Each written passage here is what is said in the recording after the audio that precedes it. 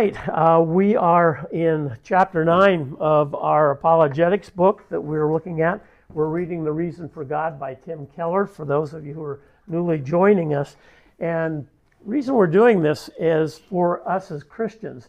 We've spent the first 7 chapters, as I mentioned, looking at the objections that non-believers raise to believing in God.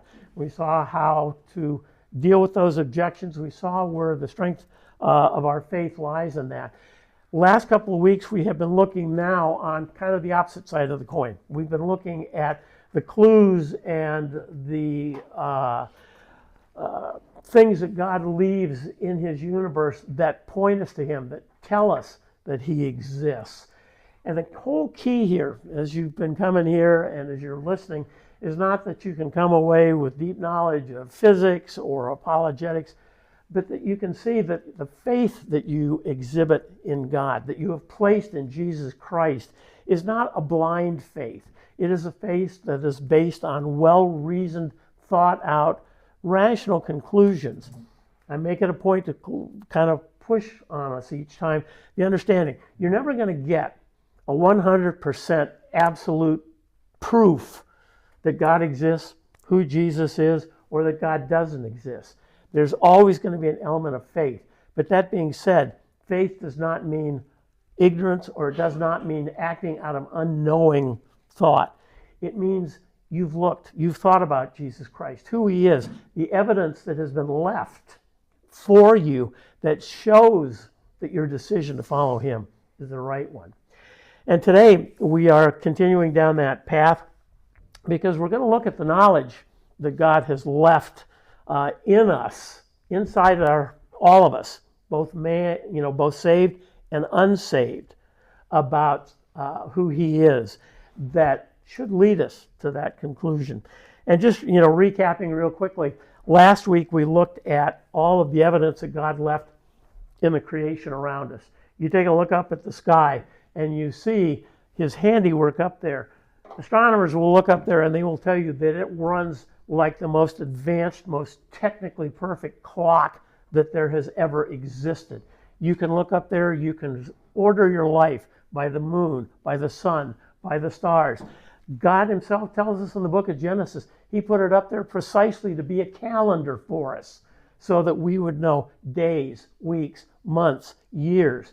You can't look at something like that and not say that there has to be a designer. How could that have all just happened, as the atheist would have us believe, by accident? That it was just sort of something that happened one day. Same thing, we talked about the cosmic welcome mat, which means just that all of the things that have to work precisely in order for life to exist in the world today. We looked at the regularity of nature, the fact that you can get up tomorrow knowing that the sun is going to rise, that it's going to set, knowing all of these things that are going to stay the same. But these things that are so regular to us exist within such tight tolerances that mere minuscule changes could make life impossible in the world. There has to be a hand behind it. And then we talk about the arguments that atheists use to say that there is no God, that you can't look at the sky and say, that proves there's a God. You can't look at the regularity of science. They would tell us that it's all evolutionary, that it's all evolutionary biology, that it is all your brain, just playing tricks upon you, that you think you can understand these things. So anyway, we looked at the outside world last time around, and we saw the clues that God had left. And today, we're looking at the inside world, inside of our hearts, inside of our minds, and we're going to see kind of the same thing, that God has left clues for us. Now, we need a little bit of background as we go into it today. Yes, Ann, I'm going to immerse you deeply into thinking. You're going to have no physics book today, so you're good to go there. Anyway, if you go around the world today, it's amazing that you hear people talking about having, they have a well-honed sense of what's right and what's wrong. What are some of the examples of things you can think of just off the top of your head, maybe from the news, that would say people really do know out there what's right and what's wrong? They have very solid opinions on it. What's going on in the world today that would kind of, and I'm not looking for subtle things. Everything. That is a very good answer, but all right, exactly. We have what? 2 wars going on that are on the front page literally every day. We look at Europe and we see the Ukrainians and the Russians going at it. The president of the U.S. is inviting the president of Russia to come to Alaska to talk peace, and everybody has an opinion. The opinion is, yeah, what the Russians are doing is wrong. No question about it. You look at Gaza, same situation. We may differ on who's wrong at the situation, but people have very strong opinions and are very easily willing to stand up and say, this is wrong. And they will say, it shouldn't be done. This is wrong. There's a lot of people out there with very strong moral convictions. But the problem is that it's a free-floating kind of morality. Let me ask you a question here again. Why is what's going on in the Ukraine wrong? Why do people say it's wrong? Killing innocent people. Exactly right. People have human rights. They have the right to life. They have the right to existence. They have the right to live peaceful lives. And you will hear that conversation and those words very regularly. If you watch the news at all, or even if you don't watch it, you're going to hear quite a bit about it, because we have this great talk of human rights in so many different areas. Gaza, Ukraine, big ones, but you talk about the United States and you'll hear people talking about the rights of human rights of citizens, African Americans, how they're treated, what's going on in the cities, what's happening all around us. You hear the talk and the language of human rights everywhere you go. And the question then becomes, okay, where do these rights come from? So let me toss that one out to you too. Where does it say that humans have the right to life, the right to live peaceful lives, the right to be free from, oppression? Where does it say that? Okay, well, I was going to say, you're right. It feels like it. However, we made it up and put it in our declarations for our articles. And you go right to the Declaration of Independence. Who did the writers of the Declaration of Independence say gave us those rights? Exactly. We hold these truths to be self-evident, that all men are created equal by their Creator with certain, and endowed by their Creator with certain inalienable rights, such as life, liberty, and the pursuit of happiness. They went right back to the source. They said human rights come from God. The problem today is that throws a real monkey wrench into all of these people that are talking about human rights and the right to this and the right to that and the right to the other thing. They all have these very strong moral values and the strong moral convictions.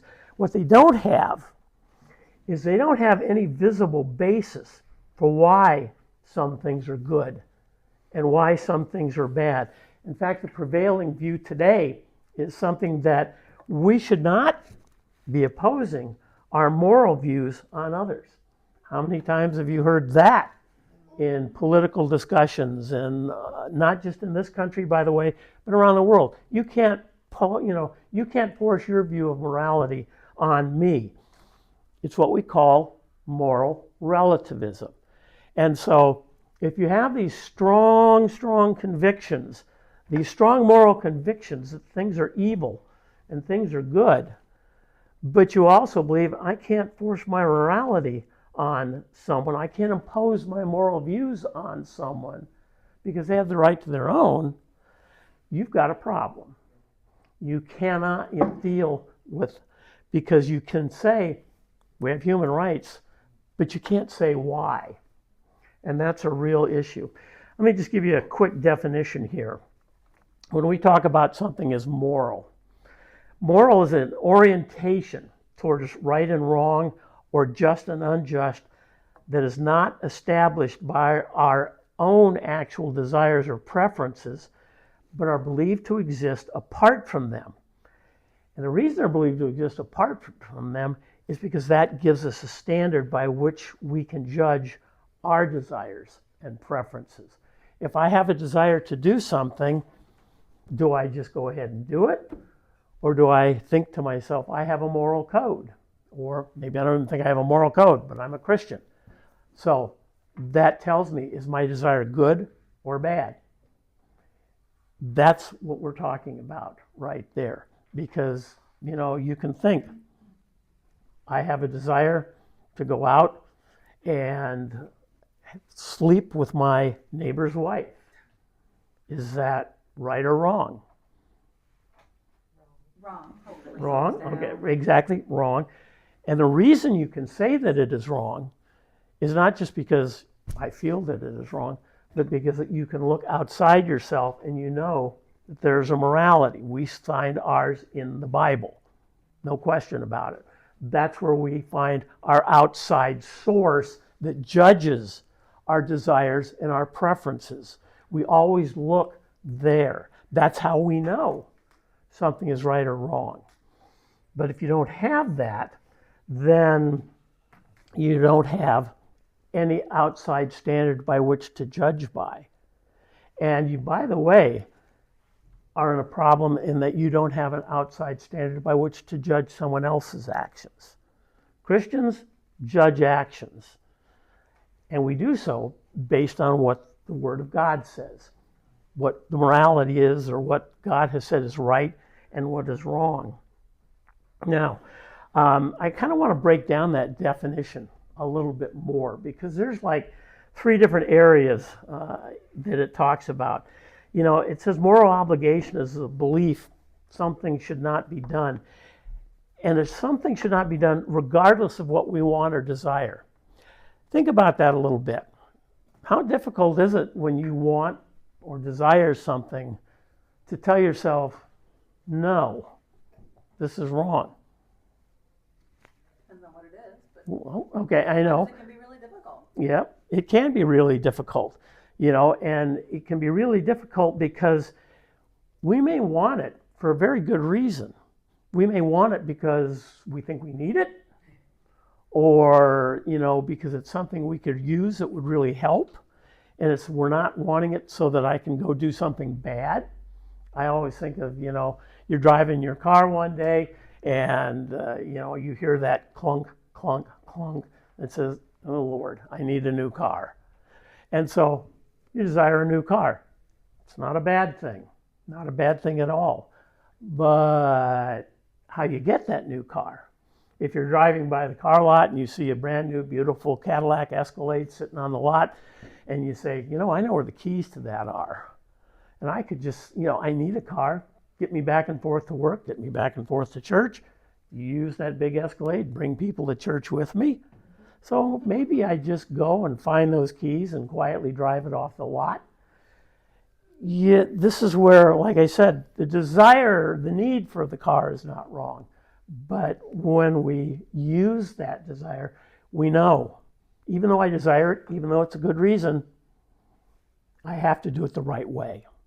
I can't just go steal the Escalade. I got to go into the dealer and see if I can afford it. And if I can't, I take the Hyundai that's sitting right beside it that I can afford, even though it's not maybe what I desire or want. But, my point here, and I'm kind of teasing a little bit, but my point is that really we have to be very, we have to start with that. Our code, our morals, our understanding have to be dominant over what we want or desire. We always have to measure them against what the Bible tells us and what the Bible is calling us to. And if we don't have that, what do you see as the problem? If you don't have an outside thing, if you just sort of I have a want or a desire, but you don't have any outside source of measuring what's right or wrong, what's good or bad, what happens? Well, you're either going to be in jail or Well, exactly right. It can lead that way very easily, but it also leaves you though even more confused. And I say that because you're saying, well, I do need a car, and I have good reasons for it, and there's nothing that says that I shouldn't maybe do what I need to get what I want, no matter how I do it. And you can rationalize it pretty easily. And yes, you're right, it can lead to jail or bankruptcy if you're not careful. But at the same time, it far more often leaves you just confused as to what's right or wrong. And that is a bad place to be. So we need that outside conviction. The second thing is, when I was reading that, it is important that we recognize that there are things that we believe should or should not be done, regardless of what our community or our culture says. And this is where we really can kind of start to run into problems. Internally, we know we can deal with it. We're in pretty good place usually. But what if our culture is saying this is okay, and our moral code is saying no, it's not? How do you figure out which one's right? Is it your moral code, or do you go along with what the culture says? You go to what the Bible says your moral code is. Exactly. As Christians, that's exactly what we do. But if you're not a Christian, what do? Probably get swayed. You're right. You probably can. You can get swayed, or you find yourselves really on the outs with your culture. And that can be a hard place to be if you don't have a reason for why you disagree with it. Like you were saying, as Christians, we say the Bible tells us that this is wrong. I'm not going to do it. Even if my culture says, no, it's okay. We've authorized it. We've said, we've passed a, we've passed a law. We've, done something that says this is legitimate, therefore you can do it. And we see that more and more, and we have to say, no, it's not legitimate, irregardless of what the majority says, irregardless of what the culture says, or the community says. It's still wrong. And so, we're ramping up things a little bit. And then the last place, we talked about ourselves internally, we've talked about the culture where we live and what surrounds us.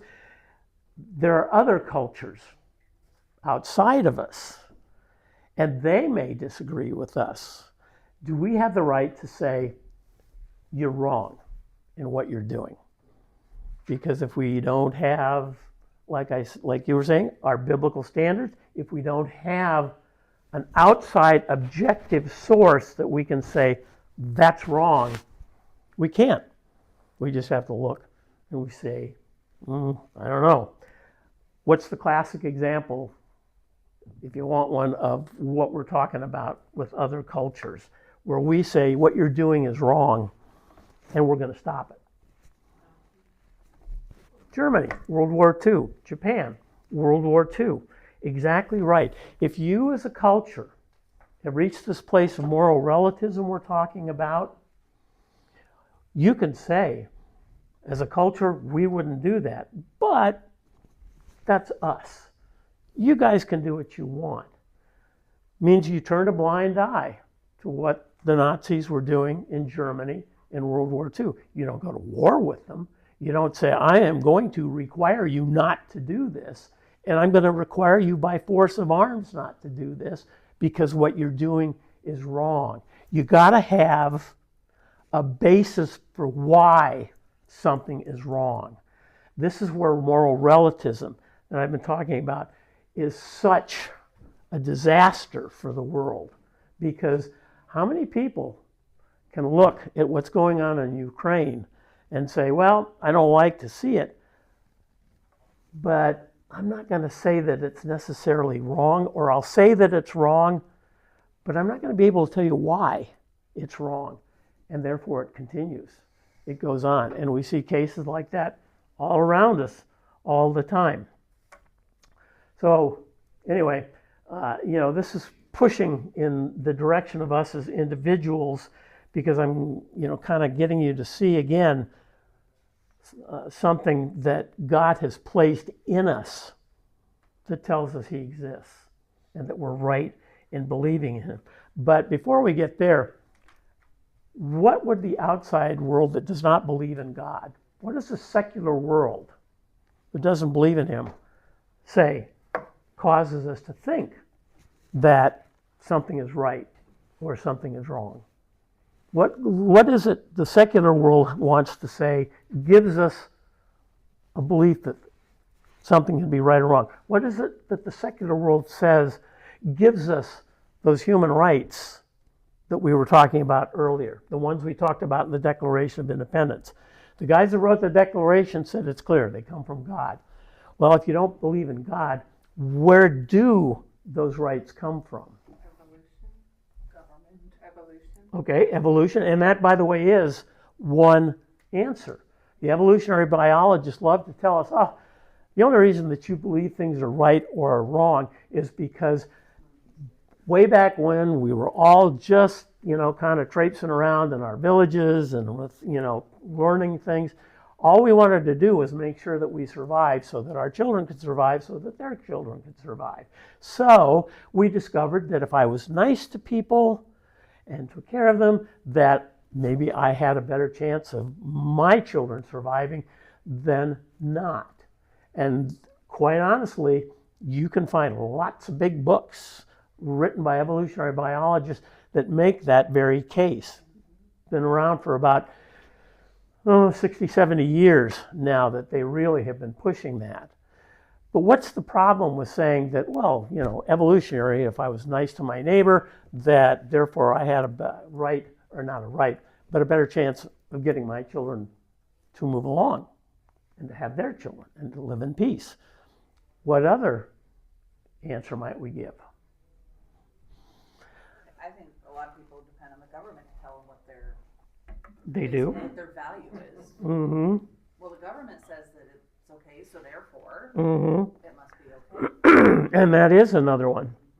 I would say too, but any evolutionary biologist that says, we have this right or wrong simply because our ancestors thought or learned that it was good to be nice to your neighbor so that you could get along. And I'm going to suggest that if you look at history and you look at biology, evolutionary biology would point in the direction that no, evolutionary biology said if you wanted your genes to get passed down the line, you killed the competitor. Yeah. You went out. Nice. Exactly. And all you have to do is look at nature today. Nature is not a hospitable place. It is a place where strength is rewarded and gentleness is not. The bunnies get eaten by the wolves. And so, it doesn't work that way. You hit on the second way, though, that people who are secular, who do not believe there is a God, will say right and wrong is determined, and that is by vote. They will say, okay, we all get together in a community, we talk about it, and we send our representatives to Washington, and they make our laws for us, and we debate and so forth, and that's how we determine right or wrong. That's why I was getting at the idea that what is our culture saying? Because our culture can be wrong. Our community can be wrong. The simple fact that somebody votes and says, the majority says that abortion is all right. It's not. It does not matter what the majority says. It does not matter what the law says. Majority can say, we think that marriage is not just between a man and a woman, but that it's between two people, or as we're getting to the place now, it's between any number of people who decide that they want to call themselves married. I mean, the definition changes every time we turn around. But we have Supreme Court rulings, Obergefell, that make these things legal. We have law passed by Congress, says that these things are legal. We have legal codes, Title IX, which says these things are legal. They're not. just the simple fact that the majority has said they are. And, people like to just, point out, well, this is, the way we do things, we work it out, we hash it out. And they never want to go, to the final step. Again, when we go back, what happens if the majority decides one day that Jews are bad people, that they are really leading us down the path of weakness, and therefore we should get rid of them? Huh? Well, exactly right. They did. Try it again. And, we went to war. Yep. Well, you're right. We did go to war over it. But that's the thing, though. If you're a moral relativist and you're saying that, well, the majority can determine what's right for them. Well, the majority in Germany determines that Jews are bad and should go to concentration camps and should be ultimately wiped out as a people. All perfectly legal. The courts were okay with it. They elected the guy who was willing to do it. By the standards of a moral relativist, that is acceptable, and you can't say that it's wrong because they decided it. And that's where you run into these things. You can't, if we have a moral obligation, the secular world can't deal with it because they have no outside objective source to deal with it. So anyway, I was talking about the issue of human rights. Why do you think it is that even though they're secularists and even though they don't believe in God at all, why do they go on about human rights? Because we're endowed with this lovely thing called pride. More than that. We want to be the most important. Yep, but there's even more to it than that. The Declaration, the guys that wrote the Declaration, Thomas Jefferson and that, had it right when they said, we are endowed by our Creator with these rights because they recognized all the flaws we've been talking about that would come with moral relativism. If you make human rights depend on what the community thinks is good today, or if you make it depend, on something that you see in nature, which, by the way, in theology is called natural law. You will find lots of writing about that says you can find all of these rights in nature. But if you depend on those things, again, you can't have human rights. It's only with an outside source, a creator. Therefore, the reason people have this bent, and even the most secular of them can say that's wrong or that's right, is because we have an inborn gift from God that tells us that. If you got your Bibles, turn in to the book of Genesis, chapter 1. Genesis 1 and verses 26 and 27. This is where you will find the Christian, the legitimate basis for human rights. Genesis chapter 1 and verses 26 and 27. And let me just read them. This is obviously the account of the creation. Then God said, let us make man in our image, after our likeness, and let them have dominion over the fish of the sea, and over the birds of the heavens, and over the livestock, and over all the earth, and over every creeping thing that creeps on the earth. So God created man in his image. In the image of God he created him, male and female he created him. And the key part of that verse is God created man in his own image. If you're a theologian, you'll recognize that what that's called is the Imago Dei, the image of God. If you're just a regular Christian like we are here, who's not deep into heavy theology, it simply means that you are special because you are created in the image of God. There is a God, he created you in his image. And what it means to say he created you in his image is it means that you are in his, not physical likeness, but his moral likeness. You have in you planted Adam and Eve had it planted perfectly. The whole moral sensibility of God, of what right is, what right and wrong is, of what we're supposed to do, how we're supposed to live with each other, how we do live with people. And even when we fall, we still have that image, fractured though it might be within us. God has left within us that gift of knowing what is right and wrong. That's why you will find all of these people out there who are so radically committed and to yelling about human rights and human dignity and that's because they still have that image of God in them, even though they're not saved. Don't hear me say that. They are not saved, but they still have that peace in them that gives them a moral standard. And their problem is that they haven't got a clue what to do with it. Because they can say, the Ukrainians have the right to exist and live a life of peace and joy and happiness without being bombed by Russians every day. They can say it, they can believe it, but they can't tell you why. As hard as they try, not able to do it. They can't look at nature because nature would be on the side of the Russians, saying the strong take the weak and the weak have to put up with it or just go extinct. They are not created by man. Men cannot create rights. We can vote on them, we can pass laws about them, but they can be changed tomorrow.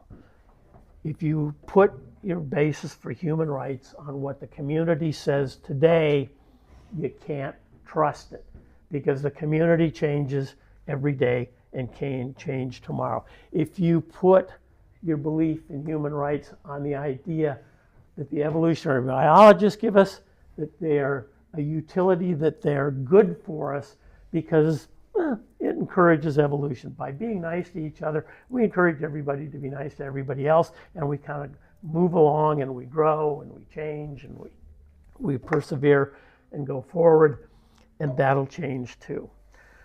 So we come to the simple understanding, if there is no God, there is no standard. Nothing. You can say what you want, but it isn't there. But I would also suggest this, that, if you're thinking, you're going to get real depressed by a lot of this if you're a secularist. You're basically, if you want a philosophy homework assignment, go read some Nietzsche. Nietzsche's the guy that about 150 years ago said God is dead. Anybody know why he said God is dead? Pardon? It's because he's a fruitcake. No, actually, he's probably bear with me. He's probably one of the smartest philosophers that ever lived. He was crazy as a loon, no question about it. But he was smart as they come and smart as a whip. And when he said God is dead, he did not say God is dead because he was an atheist or because he wanted God to be dead. He said God is dead because he was listening, he's German by the way, to all of these liberal German theologians saying that Jesus Christ is not God, and if there is a God, he's unknowable, and the rest of that. And they were basically chucking the whole idea of God out of society. This was the academics and theologians of the day, the high quality ones. And Nietzsche's looking at it, and he's listening to that, and he says, okay, if what you say is true, if God is dead, he's asking the question, if you say God is dead, what next? What comes after that? If we all believe what you're saying, that there is no God, that there is a God, that God is dead, what do we have to believe? And without giving you a whole philosophy lecture, his basic answer was power. He says, if God is dead, then power rules. And if God is dead, it does not matter what you do as long as it advances you and it advances your power. It's an ugly, ugly philosophy. And it's a philosophy that underpinned Hitler and Nazi Germany. And the only problem with it is that he's right. He is dead right. If God does not exist, you people need to understand what you're saying. And he basically took the theologians and the people that were talking about this, and he rubbed their noses in the dirt, saying, you want to believe that this means there will be a wonderful place for humanity to expand and be wonderful to each other, and it'll be a glorious thing because we will cast off the shackles of God and we'll be able to live the lives that we want to in peace and in joy. And he's saying, you ain't going to live any kind of life like that. This is what you're setting up. And he was right, because if there is no God, as he quietly pointed out to them, there is no standard. There's no way of judging right and wrong, and it means that you can do whatever you want, and no one has the right to say that's wrong, because you've got no standard of right and wrong to judge by. He is about as clear-eyed and clear-headed as you can be, and that's why people read Nietzsche to this day, even though the guy died in an insane asylum. I mean, I was not kidding when I said he was as crazy as a loon. But you read his work. There's a fine line between genius and insanity. Well, yeah, and yeah, you read his work though, and he is still read today, precisely because they don't know what to do with him. You know, if you're a moral relativist, you got to deal with Nietzsche, and they can't. So anyway, for us, we have a God, and I'm suggesting that Nietzsche knew deep down, when he said, you know, God is dead, that without God, there is no good, right, or wrong. But he's also saying that there is a God. And he's saying that God has left his imprint on us. He has left one of the biggest clues to his existence and who he is and what he is in the fact that you look and you say, this is right and this is wrong. And so that right there is the whole point that I'm driving at this morning.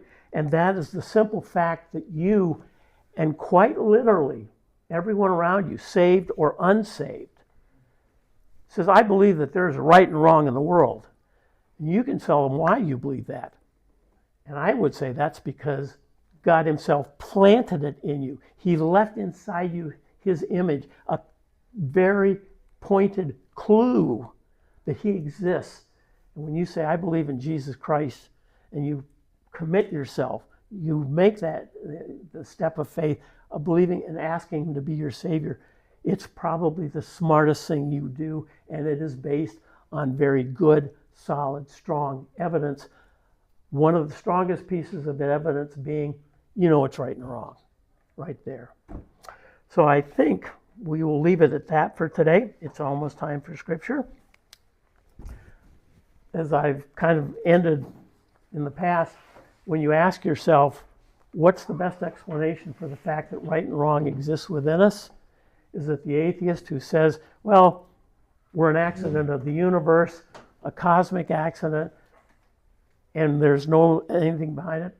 Or is the best explanation that there is a God who has told us what right and wrong is and who exists within us? Leave it for that today. Any questions? All right. Go forth and be judgmental. Father, thank you for today. Just